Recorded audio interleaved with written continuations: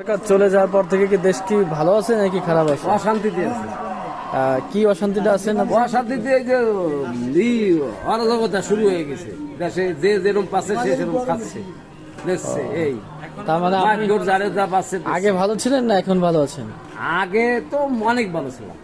আপনি আগে অনেক ভালো ছিলেন, বর্তমানে একটু খারাপ। বর্তমান খারাপ মানে বর্তমান তো কয়েকটা খারাপ বর্তমান আর আগের দিকে বিবেচনা করে কয়েকটা খারাপ দিক বলেন তো এখন কি দেন খারাপ আছে? এখন ওই যে একজনে যাইয়া আমি অমুকের অমুক, আমি এখন উপদেষ্টা, আমি অমুক উপদেষ্টা, এই তোর এখানে এই টাকা দিচ্ছি আমি, তুই অন্য দল করছিস, টাকা দে, এই ধরনের শুরু করে দিচ্ছি। ও, আপনি বলতেছেন যে এই সরকার আমলে এই নানান অনিয়ম অযোগ্যতা এই অনিয়ম হচ্ছে।